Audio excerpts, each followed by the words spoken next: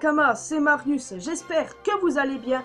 Alors aujourd'hui, je vous retrouve pour une vidéo One Piece sur le scan 896 qui est sorti hier et qu'on a attendu 2 semaines pour un scan One Piece tellement fabuleux quand il est sorti, tellement génial. C'est vraiment... je n'ai pas les mots à quel point pour décrire ce chapitre qui était vraiment génial, qui était magnifique.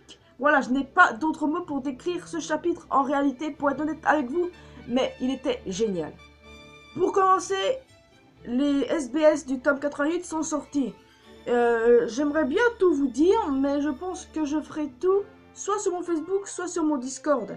Sur Facebook, j'ai peu de personnes qui regardent, et sur Discord, ben, la communauté met du temps à s'agrandir, mais j'espère que ça ira. Et d'ailleurs, merci pour mes 100 abonnés, ça fait plaisir. Enfin, aux 100, ça fait plaisir. Jusqu'où je vais grimper d'après vous si je continue comme ça? J'ai reçu le One Piece Magazine il n'y a pas longtemps, il n'est pas à côté de moi à l'heure actuelle, mais je vous jure je l'ai. Mais je ne sais pas si je dois faire une vidéo là-dessus. En vrai, je pense pas. Pour les informations, je vais vous révéler la plus importante, la date de naissance de Katakuri-sama et de ses deux frangins qui est le 25 novembre. Ah! Ça aurait pu faire un effort, non? Pourquoi pas le 23 août, mon anniversaire à moi? Voyons donc! Katakuri-sama, c'est le meilleur. Non, je vais revenir maintenant sur le chapitre et petite allusion à la première page avec un Rouge Dean qui a quitté la base de Baggy.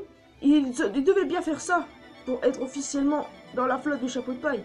Parce que des géants dans la flotte de Luffy, croyez-moi, ça va swinguer. Surtout si Elbaf arrive bientôt. Après la rêverie, Wano, donc logiquement il y aura Elbaf.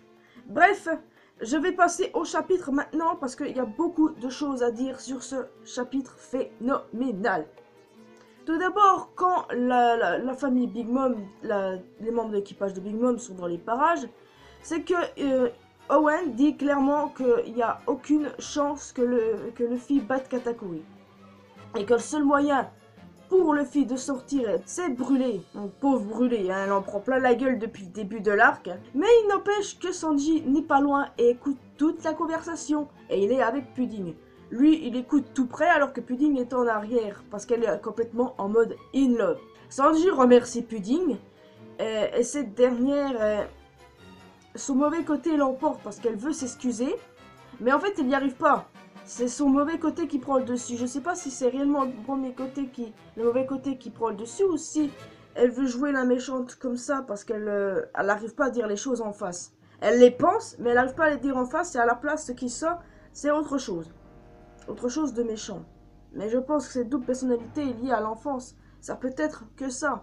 Et franchement, j'adore Pudding. Je vous jure, cette fille, elle en a bavé toute sa vie. Et qu'elle agisse comme ça, finalement, on peut que comprendre ses sentiments. C'est tellement beau. Non mais la scène entre les deux était tellement belle honnêtement, je n'ai pas les mots pour pouvoir vous la décrire. Je n'ai pas les mots tellement c'est beau. Tellement que j'aime le couple là. Bon, c'est vrai, je vous l'accorde. Oda a dit qu'il n'y aura pas de couple, mais il a dit ça pour l'équipage, je vous signale. Parce que si vous regardez One Piece, il y a quand même pas mal de couples. Je suis pas là pour parler de ça, j'ai fait une vidéo détaillée dessus. Peut-être que j'en referai une autre pour pouvoir mieux expliquer les choses. Mais bref, ça sera dans longtemps parce que j'ai des théories en suspens, tout ça. Bref, pour en venir à Sanji et à Pudding, et bien Sanji se souvient d'assez bons moments avec Pudding. Par exemple, quand on lui présente la première fois sa photo, quand ils se font un câlin dans la chambre de Pudding. À ce moment-là, elle le manipulait. Alors que Pudding, clairement, s'en veut. Et ça se voit qu'elle s'en veut. Rien qu'avec la phrase qu'elle pense à elle-même, elle s'en veut, c'est clair. Elle a aidé les Mugiwara jusqu'ici parce que elle est tombée in love du cuistot. Qu'est-ce que vous voulez? Un compliment comme ça et hop, in love. En même temps, Sanji est le premier à voir Pudding comme tel, pas comme un monstre. Ce qui est vraiment semblable à Katakuri, même si on n'a pas en détail son passé. Pour en venir là-dessus, eh bien, c'est que Pudding pleure. C'est quelque chose qui m'a fait assez frémir. Elle pleure parce que Sanji, il lui a dit qu'il était fier, qu'il était heureux, qu'elle ait été sa promise. Les larmes de Pudding, moi j'ai trouvé ça vraiment hyper beau. La façon dont c'était amené, c'était hyper beau. Le truc, c'est qu'après, que Pudding a une dernière faveur. dernière faveur, quelle est donc? Elle enlève la cigarette de Sanji et ça s'arrête là. Qu'est-ce qui se passe? Beaucoup de fans spéculent des choses et je vais vous faire part de tout ceci. La première hypothèse, c'est qu'elle lui demande d'arrêter de fumer. C'est ridicule, puisque à la fin du chapitre, on revoit Sanji avec une cigarette. Donc voilà, de ce côté-là, ça peut pas être ça. Deuxième proposition, elle l'embrasse. La proposition la plus probable jusqu'ici. Un baiser d'adieu, c'est souvent ce qui se passe dans les films.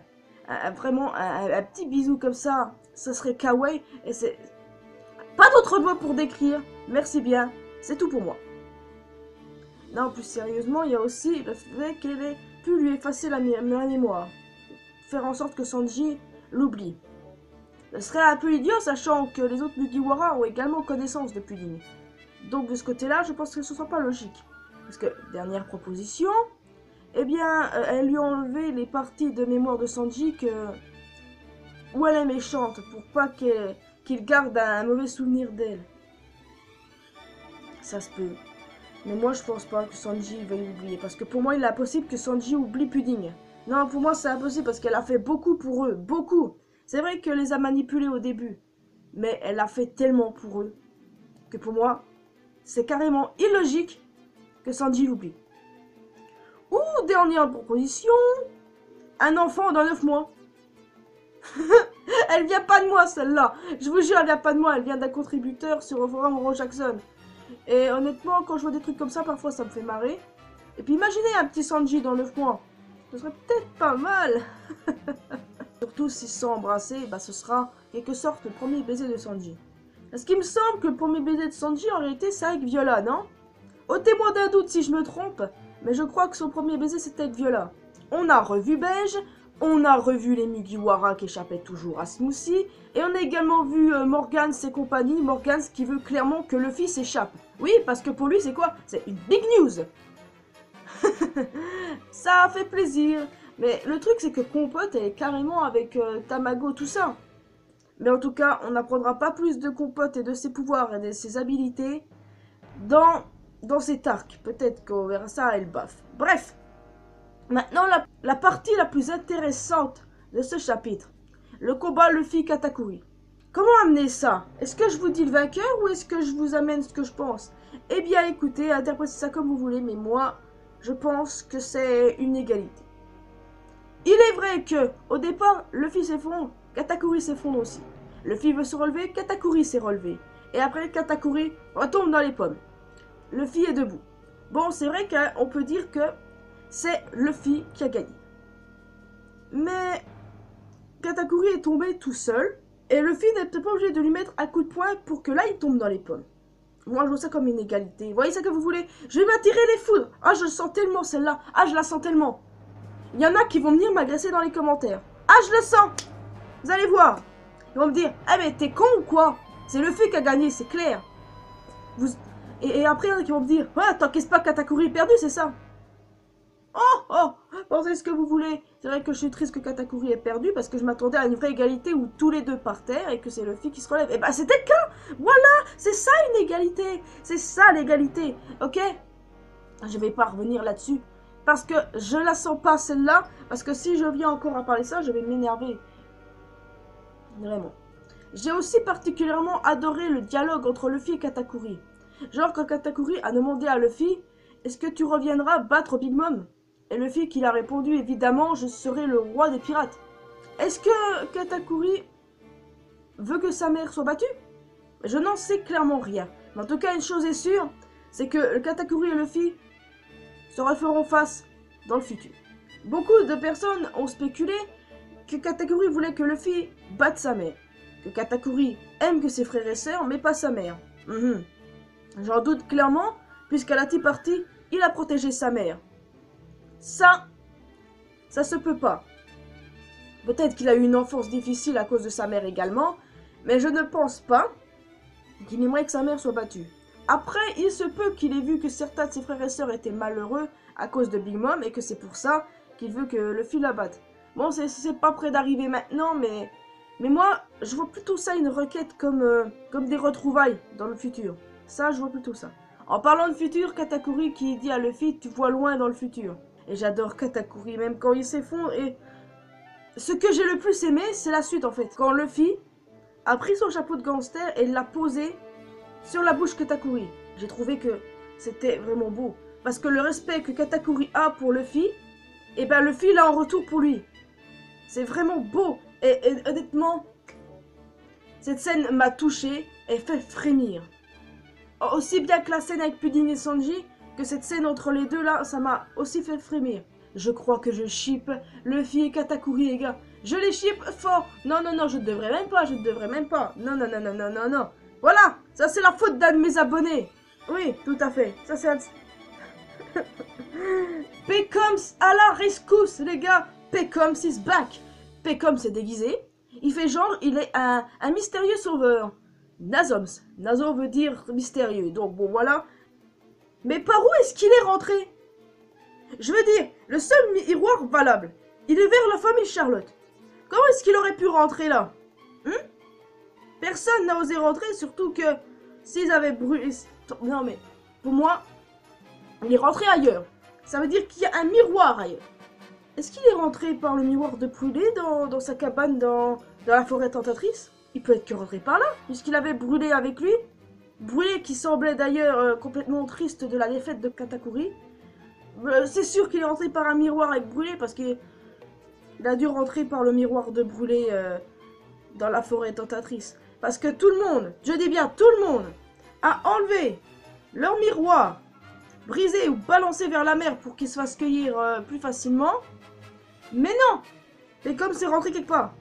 Je pense qu'il est vraiment rentré par le miroir de la cabane de Brûlé. Ça, j'en suis sûr. Je vois pas d'autre solution en fait, à moins qu'il y ait un miroir quelque part. Un miroir. Est-ce qu'il y a un miroir dans la maison de Pudding par hasard? Parce que la maison de Pudding, elle se situe là, non? Ça, encore une fois, ça a médité. Mais il n'empêche que Pecom, ça... vu le sens honorable qu'il a, il n'y a rien d'étonnant. Le fait que les Mugiwara aient sauvé son île natale, et aussi que Pedro s'est sacrifié pour eux, et ben que pour lui, il est hors de question que Luffy crève. Voilà. Bon, Pecom s'est déguisé, c'est pour ça qu'il l'a sauvé en mystérieux. Mais Luffy l'a reconnu, et nous-mêmes. Il y a un truc que je comprends pas avec Luffy. J'ai cogité pendant des heures. Monsieur reconnaît les autres personnes, mais il ne reconnaît pas ses propres compagnons. Par exemple, on sait tous qu'il n'a jamais reconnu Usopp en Sniper King. Et on sait aussi qu'il avait confondu les faux chapeaux de paille avec ses vrais Nakama. Mais non, quand c'est un mec comme Caesar Clone, déguisé en Gastino, il le reconnaît très bien. Et Pecom s'est également reconnu. Les gars, il n'y a pas de problème avec le personnage, là. On connaît vraiment le caractère de Luffy, mais vu comme ça, c'est vrai que Luffy n'est pas très fut-fut. Parce que pour connaître ses compagnons, il n'est pas vraiment fort. Alors que ça devrait plutôt être l'inverse. Bon, en même temps, c'est vrai qu'il aurait été débile de ne pas reconnaître Pecom, je vous l'accorde. Mais bon, pas reconnaître ses propres compagnons, c'est tellement bizarre. Mais c'est du Luffy. Bref, je le répéterai jamais assez. Le combat Luffy-Katakuri, c'est le meilleur combat de Luffy jusqu'ici que j'ai vu. C'est bien beau, des combats contre Crocodile, Doflamingo, Ener. C'est bien beau aussi. Mais, par exemple, le combat contre Luffy, il était au top 1. Mais là, maintenant que le combat est terminé, mais c'est combat Luffy-Katakuri qui est premier. Vraiment. Parce que pour faire un top 5 des combats de Luffy, en commençant du 5e, Ener, Doflamingo, Crocodile, Lucci et Katakuri. Voilà mon top 5. Et je peux vous assurer qu'en anime, ça va péter le feu. On va voir des choses complètement ouf. Les gars, mon amour pour One Piece est réel. Je ne cesserai jamais de le dire. Jamais, vous m'entendez? J'ai kiffé à mort ce chapitre. Tout est parfait. Même si encore quelques rageux là, pour ce qui s'est passé avec le combat Luffy Katakuri, il y a toujours des rageux un peu partout. Et franchement, subir ça, moi, ça m'énerve.